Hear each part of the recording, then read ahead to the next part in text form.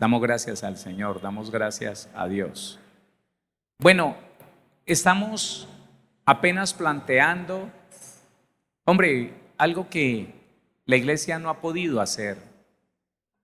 La iglesia no ha podido fortalecer la verdad en cada uno de sus integrantes.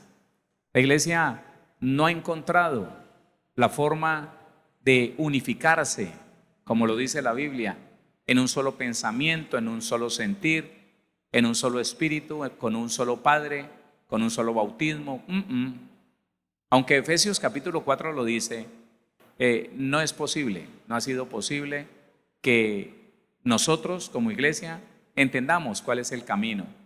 El camino, hermano, es la verdad, el camino es la Biblia, el camino es que toda la iglesia tome la decisión de no inventarse nada, de no desviarse ni a derecha ni a izquierda en lo que la Biblia dice, en lo que quiere decir la palabra, en lo que está proponiendo la palabra.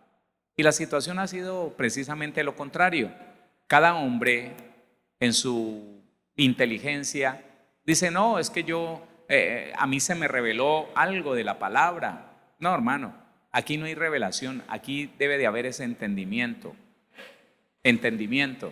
Entender lo que Dios mandó a escribir a sus autores y sencillo, creer a lo que el Señor mandó a escribir, y como creemos a lo que está escrito, obedecemos lo que está escrito y listo. Por eso hemos visto cómo se fortalecen doctrinas, ¿sí?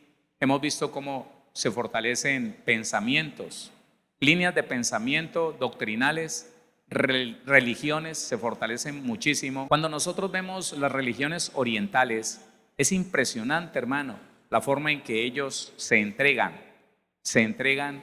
de una manera sin ninguna clase de límites, hermano, sin ninguna clase de limitación.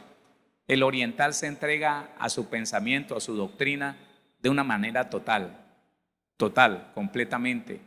Hay una clase de dioses allá en Oriente donde la persona adora ese ser, lo adora y besa el piso donde él puso su planta, donde él pisó, besa el suelo, lo besa.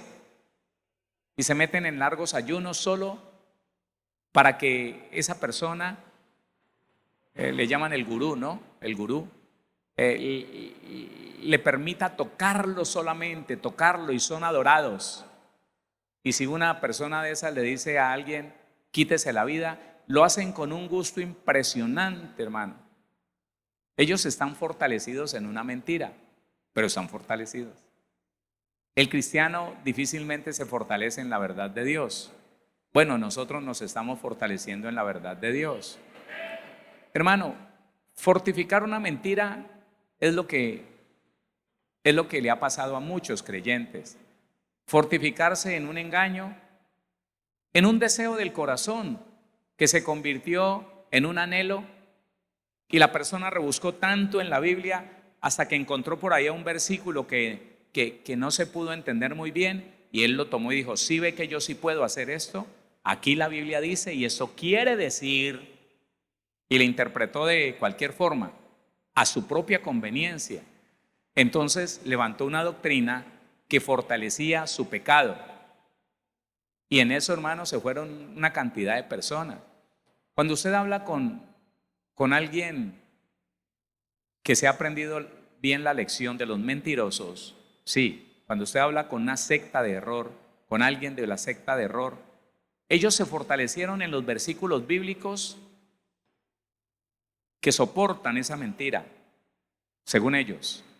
Ellos no creen a nada más. Usted les puede decir, mira, que es que la Biblia dice, ve, debajo de ese versículo dice esto, ellos no lo creen, porque están fortificados, fortalecidos en su pensamiento, en lo que ellos quisieron creer. Mire lo que dice Proverbios, hablando de esa palabra, solo por mirar esa palabra. Proverbios 10, 29, Proverbios capítulo 10, versículo 29. Dice la palabra del Señor, el camino de Jehová es fortaleza al perfecto, pero es destrucción a los que hacen maldad. La iglesia nunca pudo entender, en décadas pasadas nunca pudo entender esto. No. Escuche, analícelo. Cuando alguien es traído de las tinieblas a la luz del Señor, al Evangelio de nuestro Señor Jesucristo, para el que es sincero, óigame, no para el religioso que empieza a aparentar cosas que no son, no. Para el que es sincero, ese camino que vino a caminar en el Evangelio se vuelve la bendición más grande, su vida cambia, su familia se fortalece, su economía empieza a ser fluyente. Si estaban enfermos, entonces Dios sana a esas personas. Oiga, el camino de Jehová es fortaleza al perfecto. ¿Y qué significa la palabra fortaleza? 45:81, ¿sí? 45:81 dice, lugar fortificado, figurativamente defensa, ceñir, fortalecer, fortaleza, fortificar. Ese es el mes de fortificar. Fuerte, fuerza, inexpugnable, peñasco, refugio. ¿Sabe qué es lo que está buscando el Señor en la iglesia? Que seamos tan firmes en la verdad que nada nos mueva, inexpugnables, firme, fuerte. Dice refugio, peñasco. Mire, cada uno de nosotros, cada uno de nosotros los hijos de Dios, de las hijas de Dios, deberíamos ser el refugio de la verdad y que nadie nos sacara de esa verdad, que nadie nos viniera diciendo, conocí la verdad, oiga, le voy a decir. Lo que me he dado cuenta en algunas cosas que he podido analizar, que me he sentado con algunas personas, es que el ser humano, al llegar al cristianismo, si no tiene una buena enseñanza, siempre me hago responsable de eso. Si no tiene una buena enseñanza, él va a guardar debilidades, gustos, inclinaciones por las cosas malas. Y llegado el momento, si él encuentra a alguien que le predique o que le enseñe de acuerdo a su debilidad, él va a fortalecer esa debilidad, va a fortalecer ese anhelo, ese pecado. Hermano, impresionante. ¿Cómo es que me encuentro yo dentro de la iglesia cristiana hace muchos años? Estaba yendo a una iglesia, a una congregación, un hombre que yo conocí cuando estaba joven. Y él me dice, ¿qué hubo, Héctor? ¿Cómo estás? Bien, sí, señor. ¿Y tú cómo estás? ¿Cómo está tu familia? Bien. Oiga, ¿usted sí sabe que a ustedes les falta mucho? A ustedes les falta muchísimo. Sí, es verdad. Nos falta estudiar la Biblia. No. Pero es que ustedes se pegan solo a ese libro. Oiga, perdóneme, pero es que por fuera de ese libro no hay nada. ¿Cómo que no?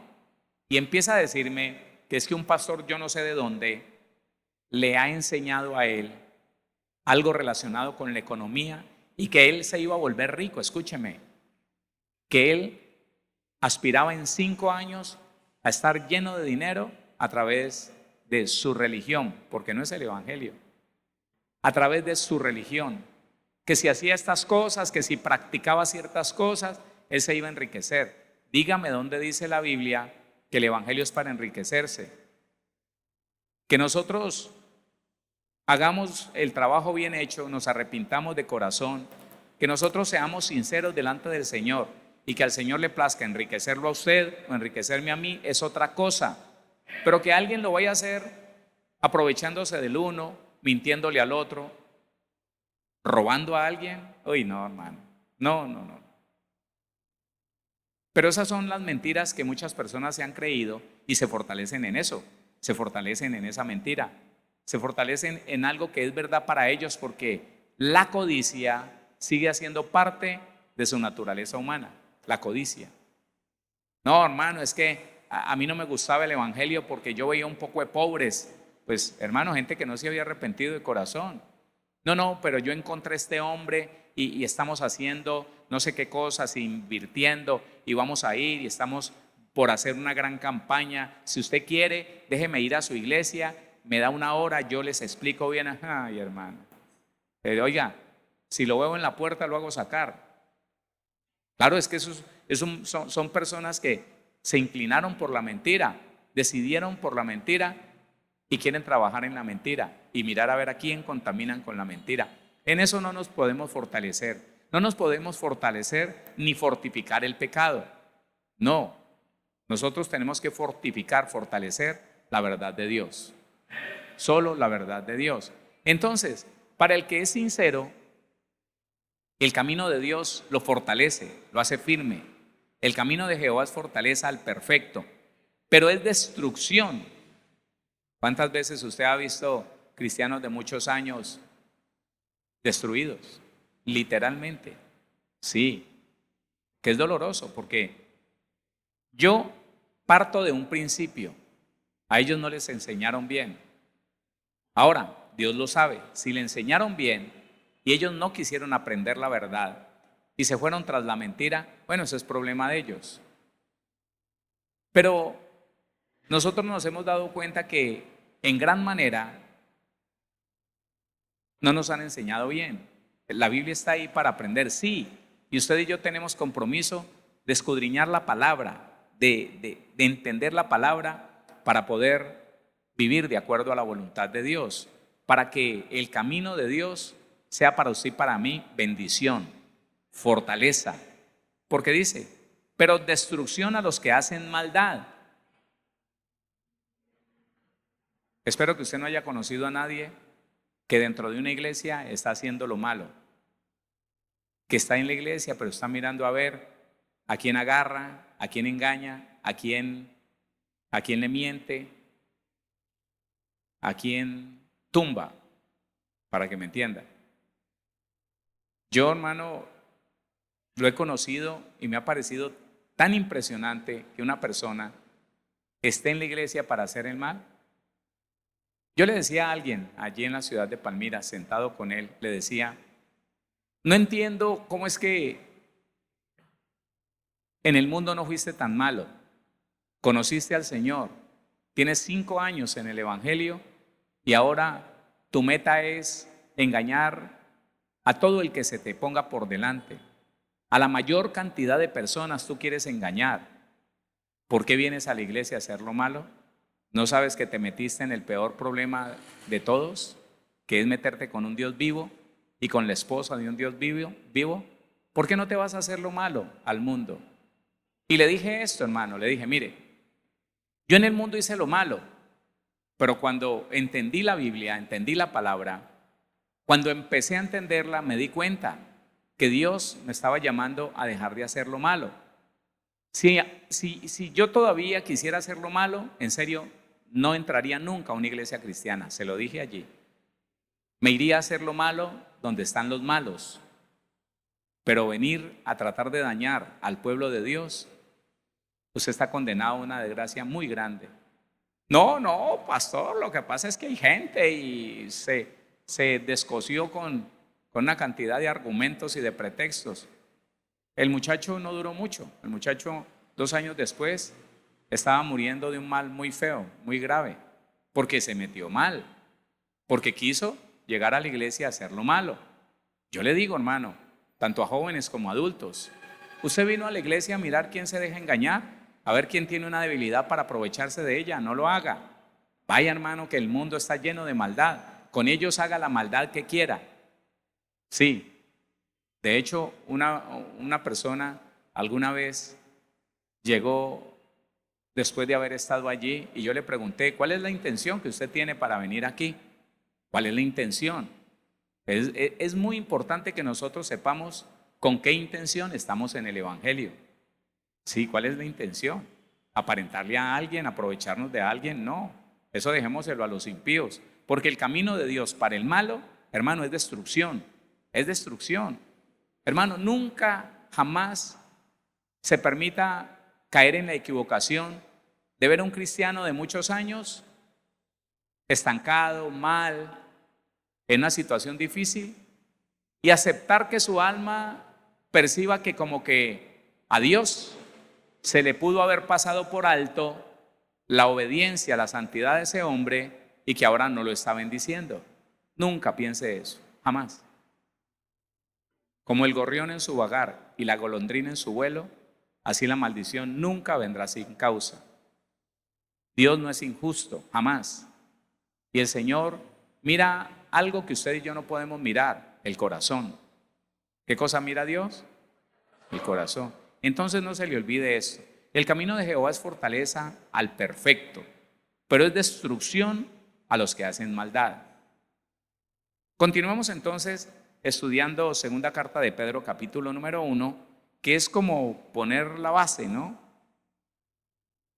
Segunda carta de Pedro, capítulo número 1, versículo número 3. Y alcanzamos a adelantar un poquito en esto que dice así: como todas las cosas que pertenecen a la vida y a la piedad nos han sido dadas.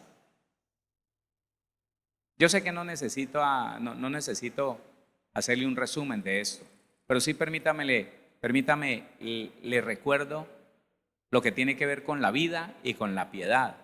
La vida es la vida de Dios, la vida es la vida eterna, y todo lo que tiene que ver con la vida está en la eternidad, en el perdón, en la bendición, óigame, en su herencia como hijo, como hija de Dios, en el derecho que Dios pagó para que usted lo ejerza en esta tierra sobre los demonios, sobre el mal, sobre la desgracia.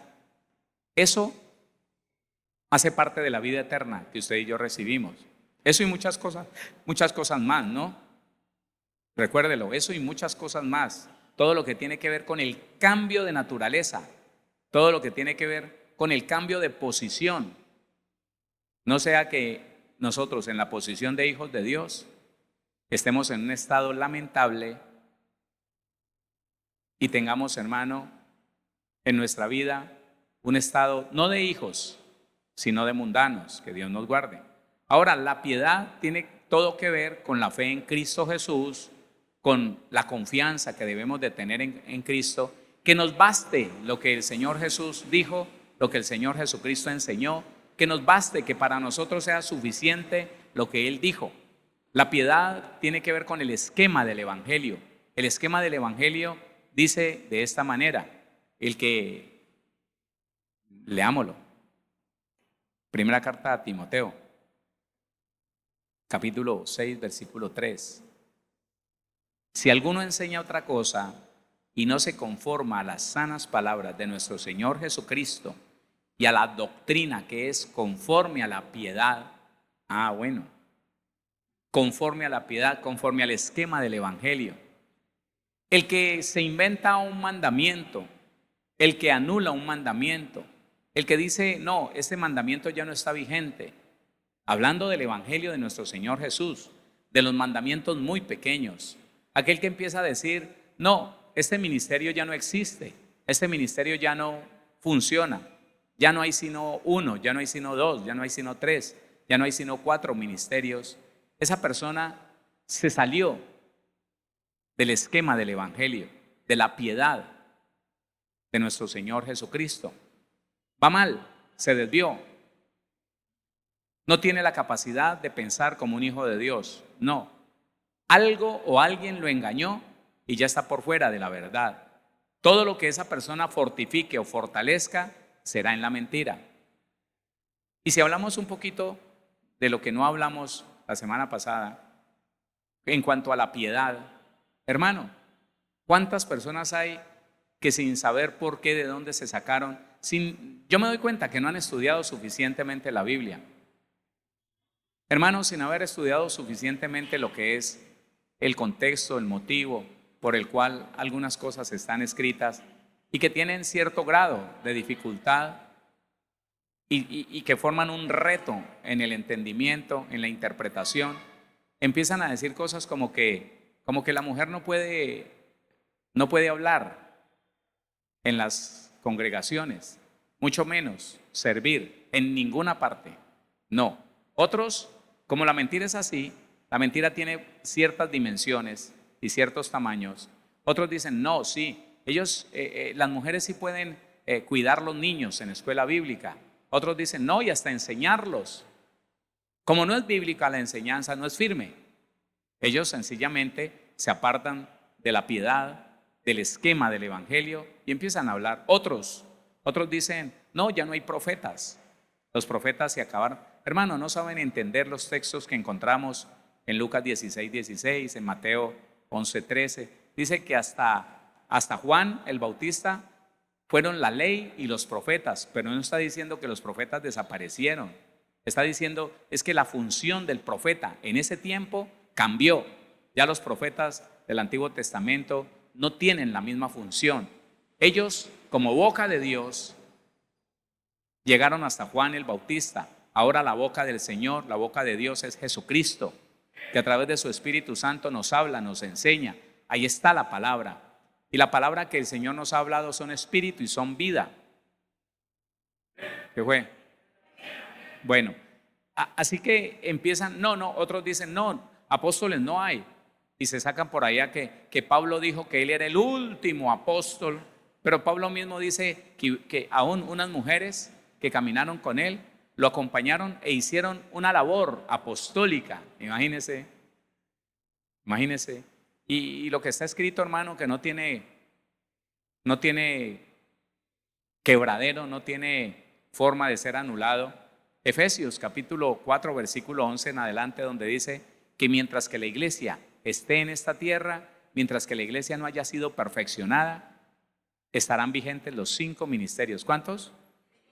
Bueno, y entonces usted aquí en Colombia encuentra cantidad de doctrinas. Unos hablan de una cosa, otros hablan de otra. Sencillamente se apartaron de la piedad del evangelio. Ellos no tienen lo que pertenece a la piedad, no tienen la verdad de Jesucristo, del ministerio de Jesucristo y del ministerio que nos dejó a usted y a mí. ¿Nos dejó un ministerio el Señor? Claro, nos dejó el ministerio de la reconciliación, a las 5 funciones ministeriales. Y recuerde una cosa, me gusta siempre dejarle, o más bien recordarle esto. Los ministerios no son títulos.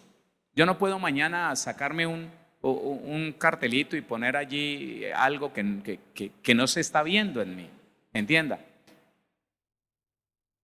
Los ministerios son funciones, no títulos. Funciones dentro de un cuerpo.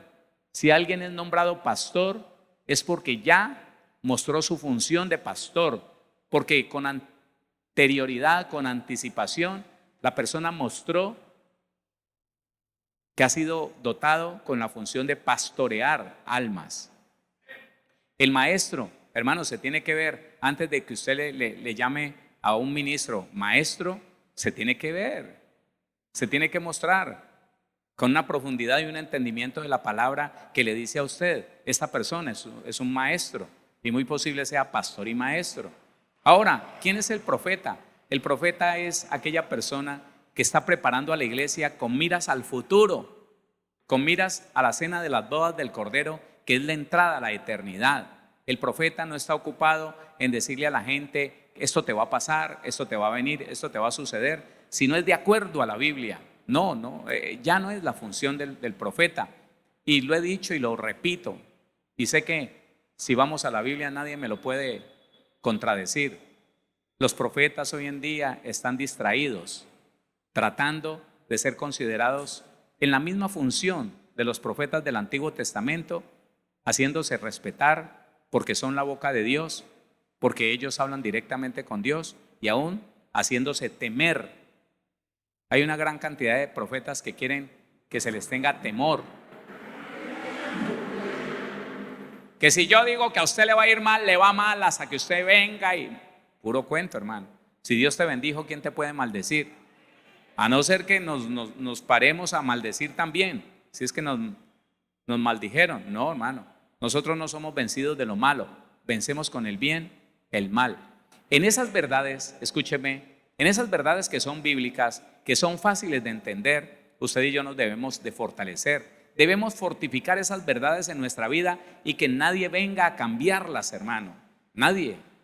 Mire, yo entendí algo y lo viví en carne propia. Yo he estado muy seguro y siempre que inicié mi estudio bíblico me di cuenta que el Señor en ninguna parte de la Biblia deja una luz para el segundo matrimonio, cuando ya usted conoce de Cristo, cuando ya está en el Evangelio. Pero un día, dentro de la familia, y cuando hablo de familia, estoy hablando de la familia de mi esposa, que se convirtió en mi familia cuando yo me casé con ella, y de mi familia, hermanos, primos, tíos. Se dio la necesidad o se dio la situación de que dos personas que estaban en el evangelio, solteros ellos, él se divorció porque era casado con anticipación y se iban a casar. Hermano, sorprendente cómo en mi alma nació un deseo de poder encontrar en la Biblia algo que me permitiera decirles a ellos: sí, ustedes se pueden casar. Impresionante, hermano. Pero ¿sabe qué? Bendito sea el Señor, a Él le doy gracias, que me mantuve firme y fortalecí la verdad que está en la Biblia y les di la enseñanza. Se las di por la Biblia, les dije: no, no es posible. Y si lo hacen, están desobedeciendo al Señor. No, ellos dijeron que el pastor les había dicho, me dijeron que era algo muy bien pensado. Hoy no están ni en el evangelio, no están en nada, no, hermano. Terrible. Pero es por eso, porque usted no puede fortalecer una mentira. Usted y yo tenemos que fortalecer aquello de lo que estamos seguros que es la verdad de Dios, la verdad bíblica. Eso sí, fortalezcámoslo. Amén. Bueno, dele la gloria al Señor.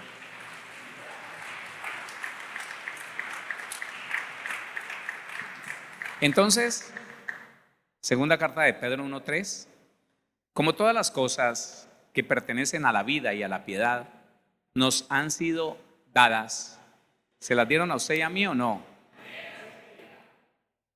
¿Qué es dar? ¿Qué significa la palabra dar? Doreomai. Así suena el griego, doreomai. Y es el 14:33. Dice así: conceder gratuitamente. Diga conmigo la gracia de Dios. No, pues diga conmigo la gracia de Dios.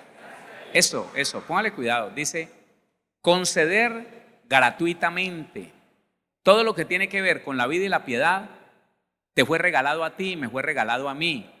Ahora, ¿cuál es el problema? Si no nos costó nada, ¿cuál es el problema? Le repito, que en el corazón del ser humano, aún como cristiano, todavía dan vueltas por allí anhelos y deseos. Y creo que ninguno de nosotros se ha podido ver exento de que venga una idea de como qué bueno que la Biblia dijera esto, como qué bueno que la Biblia no prohibiera aquello, como qué bueno. Porque como seres humanos nos enfrentamos, oigan, a la altura moral de Dios y nos sentimos, hermano, Dios mío. Claro, es que la Biblia no tiene el valor moral de un ser humano. No. El valor moral, oiga, la estatura moral que maneja la Biblia solamente puede venir de Dios. Porque si un hombre lo hubiera escrito, óigame bien, si algún hombre hubiera escrito la Biblia, diría cosas como: ladrón que roba ladrón tiene 100 años de perdón. Sí, claro. Y si usted roba para saciar su hambre, no le será pecado, tranquilo. Eso vendría de un hombre, si un hombre hubiera escrito la Biblia. Hermano, si hubiera escrito la Biblia una persona con pensamiento humano, hubiera dicho: al que te pida dale solo si tú ves que no es un engañador, que no es un mentiroso. La Biblia no, hermano, tiene una altura moral tan grande que dice: al que te pida dale, punto. No pagues a nadie mal por mal. ¿Sabe qué dijo la ley de Moisés? Ojo por ojo y diente por diente. ¿A usted le hicieron algo? Hágale lo mismo al que se lo hizo. Eso es humano, hermano. Eso es del ser humano. Eso es tan básico como la naturaleza humana, carnal. Lo que me hizo, el que me las hace, me las paga. El Señor está por encima de eso y te dice: no pagues a nadie mal por mal. Antes, y empieza, hermano, eso no puede ser. Entonces, conceder gratuitamente. Vamos al versículo 3. Como todas las cosas que pertenecen a la vida y a la piedad me fueron dadas a mí, ¿Usted no? No, no, no. No, no. Yo quiero que piense, porque usted dice amén, pues porque yo estoy dejando como el vacío allí para que usted diga amén.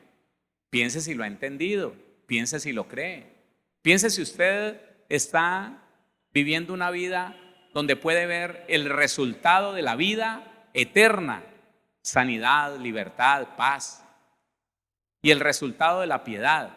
Ama la verdad de Dios, se conforma a la verdad de Dios. La palabra conforme es estar debajo de ella. Se conforma a la verdad de Dios, se goza en la verdad de Dios, o por el contrario, porque es que la Biblia dice, hermano, bienaventurado el hombre que teme a Jehová y en sus mandamientos.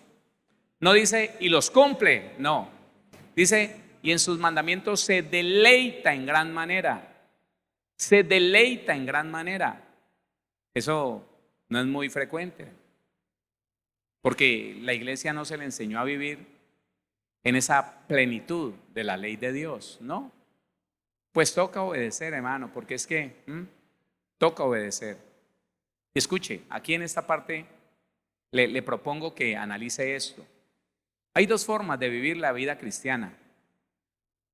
Una, haciendo las cosas porque Dios dice y me da susto que de pronto, sí, de pronto no me va bien. Entonces por eso las hago. Creo que Dios de todas maneras recompensa eso. Pero la otra es de aquel que con temor a pecar, pero con amor de Dios, dice, yo decido deleitarme obedeciendo.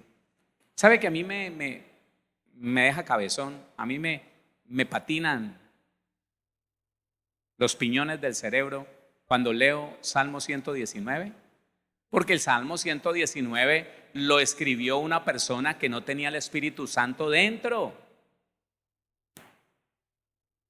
Y si usted lee el Salmo 119, dice, cómo me deleito en tu palabra. Para mí son miel a mi paladar.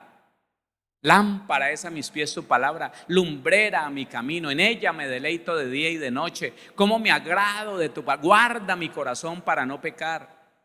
Ese hombre realmente se deleitaba obedeciendo al Señor. Entonces nosotros tendríamos que reflexionar. Yo estoy en el Evangelio porque no veo otro camino, porque por fuera me va mal. Y pues toca, a mí me gustaría esto y aquello, pero no. Estoy yendo a la iglesia, ahora soy cristiano. Pero porque no fuera, yo no hubiera conocido. ¿Sabe qué dijo una persona, hermano? ¿Sabe qué dijo una cristiana, una mujer cristiana? Dijo, a mí me hubiera gustado conocer al Señor solamente una semana antes de morir, de partir de esta tierra. Es que el Evangelio es muy duro. Porque claro, se tuvo que negar a una cantidad de cosas que a ella le gustaban. Claro, imagínense que ella venía con una información bien tremenda en cuanto a la rumba. Brincona, como ella sola. No viera, no, hermano. Y ahora que el Señor le puso su tate quieto, entonces decía, no, a mí sí me hubiera gustado conocer al Señor solo una semanita antes de morir, como para ser salva y ya. No, hermano, usted y yo podemos elegir deleitarnos, disfrutar, obedeciendo al Señor. Dele la gloria al Señor. Dele la gloria a Dios. Dice, como todas las cosas que pertenecen a la vida y a la piedad, ya las recibí gratuitamente. A mí me gusta, viendo el significado de las palabras, me gusta reescribir. A veces reescribo los versículos bíblicos y los entiendo muy bien, mucho mejor. Como todas las cosas que pertenecen a la vida eterna y al esquema del Evangelio, yo las recibí gratuitamente por el divino poder de Dios. A ver, leámoslo como está. Como todas las cosas que pertenecen a la vida y a la piedad nos han sido dadas por su divino poder. ¿Por el divino poder de quién? De Dios, de nadie más. La palabra divino no tiene ningún problema. Parecido a Dios. Divinidad, divino. Entonces Dios nos dio por su poder. No ignore nunca que el poder de Dios está presente en todo lo que usted y yo hemos vivido. Otra vez, nunca crea a lo que muchas doctrinas cristiano-evangélicas quieren hacerle creer. Que no, hermano, es una vida en la que no interviene sino la fe. Y por fe usted no va a caer en el infierno, pero la fe no le basta para dejar de sufrir en esta tierra, para no estar enfermo. No, hermano, son cosas que todos tenemos que pasar. La Biblia no dice eso. Escúcheme y piénselo. Toda su vida, y estoy diciendo toda, desde antes que usted conociera al Señor y entregara su vida a Cristo, toda su vida ha estado sustentada por el poder de Dios. Porque aunque usted haya conocido al Señor después de mucho tiempo en el mundo, mucho tiempo de pecar, si usted se pone a analizar, si medita un poco, si reflexiona un poquito, se dará cuenta que muchas cosas que pudieron ser catastróficas en su vida no sucedieron solo porque Dios lo tenía preparado para este día. Claro, póngase a pensar y verá. Entonces siempre el poder de Dios ha estado presente en su vida, en todo lo que ha pasado desde antes de nacer. Entonces, por su divino poder, Dios nos ha dado gratuitamente todo lo que hace parte de la vida eterna y del esquema del Evangelio. No hay dificultad, hermano. Para ninguno de nosotros hay ninguna dificultad. Para entender la palabra no hay dificultad, porque nos fue dado gratuitamente a conocer el esquema del Evangelio. Claro, el saber, hermano, que somos eternos y que no podemos jugar en esta tierra al mentiroso, porque, hermano, la eternidad nos espera para bien o para mal. Ahora Cristo nos dio la bendición, Cristo nos dio la salvación. Conservémosla, cuidémosla. ¿Cómo la cuidamos? Con la obediencia. ¿Cómo cuidamos la salvación? Con la obediencia. Dice, como todas las cosas que pertenecen a la vida y a la piedad nos han sido dadas por su divino poder. La palabra poder es dunamis. Dunamis significa fuerza, literalmente o figurativamente. Específicamente poder milagroso. Por lo general, por implicación, un milagro en sí mismo. Escuche lo que dice el significado de la palabra dunamis. Usted es un milagro en usted mismo. En sí, usted, lo que es el día de hoy, usted se puede calificar, catalogar como un milagro. Cada cristiano es un milagro de Dios.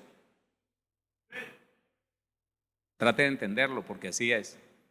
Cada persona, cada hombre, cada mujer rescatada de las tinieblas a la luz admirable de Jesucristo es un milagro de Dios. Si yo me pongo a mirar, hermano, si yo me pongo a meditar en todo lo que ha pasado en mi vida, y le repito, no solamente desde los 36 años que empecé a conocer al Señor, no, sino antes, yo me doy cuenta, hermano, milagro.